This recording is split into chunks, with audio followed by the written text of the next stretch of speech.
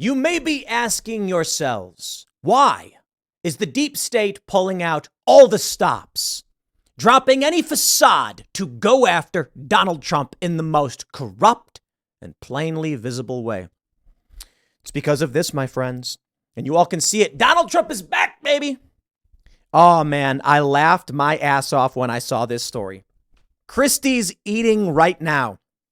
Overweight Trump rips rival Chris at wild rally, announcing proposed ban on taxpayer-funded gender transition surgeries for veterans. Okay, let's slow down there a minute and break this down. Donald Trump begins roasting his rivals. Masterfully done. There is not a rational human adult who doesn't laugh when they hear how Donald Trump handles insulting his current political rivals. And this is what they genuinely fear. Now, of course, I'm being somewhat facetious when I talk about the deep state going after Donald Trump in the most visible way possible. They're literally doing it, but it's because, Donald Trump probably will end the wars. He'll probably fire them. But the reason why they need an edge is because of this. This is Trump's ability. This is Trump's arena. He goes on stage. He is a roast master. And when he roasts his political rivals, they're helpless. You think I'm kidding? I'm not kidding. Let me show you this. This is really, really funny. I want to read the quote here. So here's what they say. It was a wet and steamy day in New Hampshire, and the air conditioning in Wyndham High School's gymnasium, packed with hundreds of people, struggled to keep up. Trump took the stage complaining that a fan had disturbed his famous mane of yellow hair.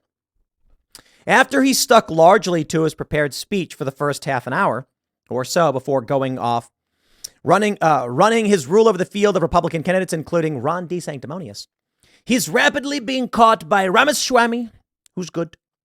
Christie, he's eating right now. He can't be bothered. Someone in the crowd shouted "fat pig," allowing Trump to use one of his favorite rhetorical techniques, the repetitive anti-insult insult. I love the anti-insult insult. It is masterfully done. He says, sir, please do not call him a fat pig. That's very disrespectful.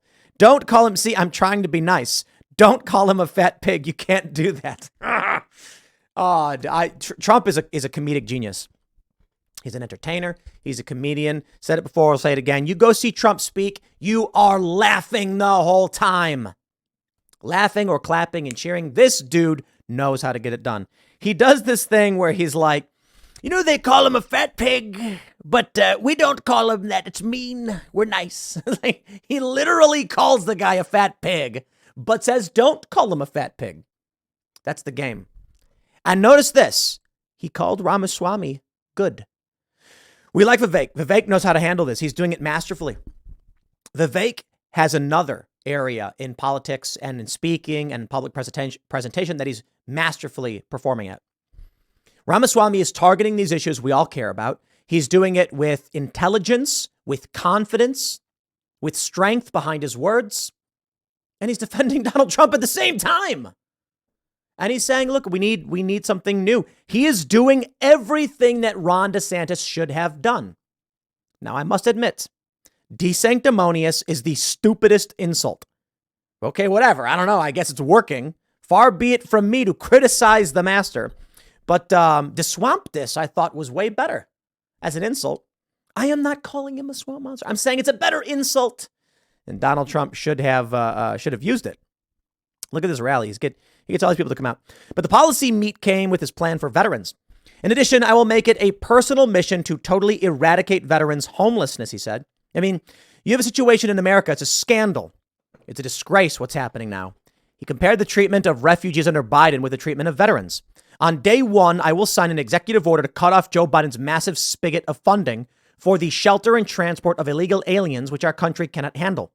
And I will redirect that money to provide shelter and treatment for homeless American veterans. They'll be treated properly. His appearance comes as a slew of polls show he has a tight grip on the primary race. Take a look at this.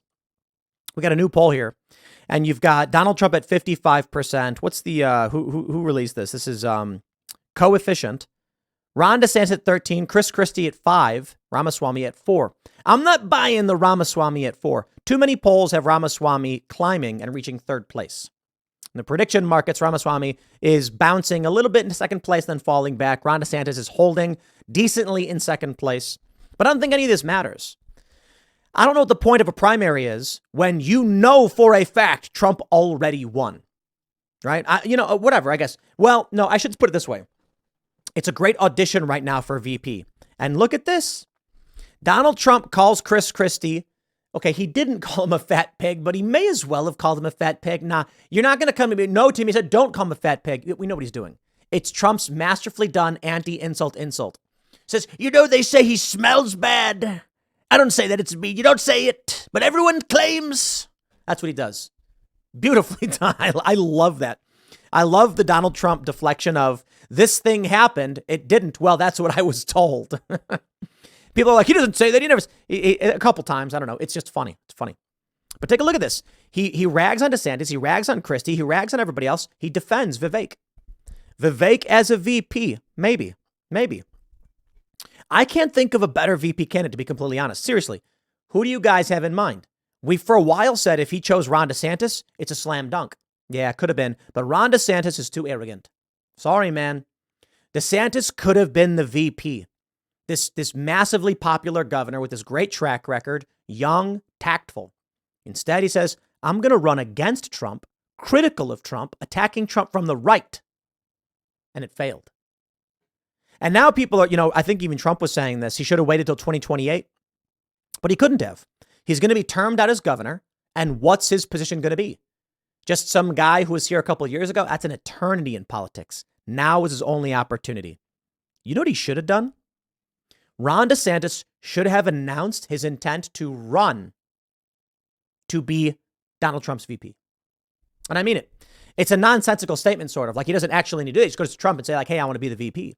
But he should have been like, I will not be seeking the presidency. I will be seeking the vice presidency for Donald Trump. Trump, I look forward to having a conversation with you. Trump would have been like, Ron's great. Look what he's done for Florida. Let's bring him in. Instead, they went to war. It's unfortunate. It shouldn't have happened. And the crazy thing is, too, it's like the DeSantis supporters are, you can argue that Trump's most ardent supporters are nasty. But it's like, I don't even know how many times I can say that Ron DeSantis is the best politician in the country right now and still have people whinging on Twitter at me about Ron DeSantis. It's sad, yo. It's sad. That's why I'm not even into DeSantis VP camp anymore. Now I'm thinking Ramaswamy. Ramaswamy knows how to handle this. They say 75% believe the indictments are a distraction from the Biden family corruption. That's obvious. An internal poll for his campaign from the obtained by the Daily Mail shows he has extended his lead over DeSantis in the national primary polling data. It found he leads 55-33 in the latest blow to the Florida governor. It also reveals why Trump rivals are unable to profit from the former president's mounting legal woes. The poll found that 52% of Republicans say they are more likely to vote for Trump since the indictment. Pollsters with coefficient asked 1,638 Republicans, blah, blah, blah. President Trump is dominating the Republican primary field as the attacks from Joe Biden's DOJ continue to backfire, said a delighted Trump campaign aide. The more voters see a weaponized two-tiered system of justice, the more they rally around Trump. This is something I think Democrats need to learn and understand.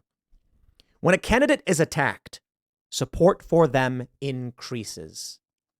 That's it. When someone tries to assassinate a political leader, their popularity surges. It's like a trope. We get it. It generates sympathy. Depending on the reaction, it shows strength and sacrifice.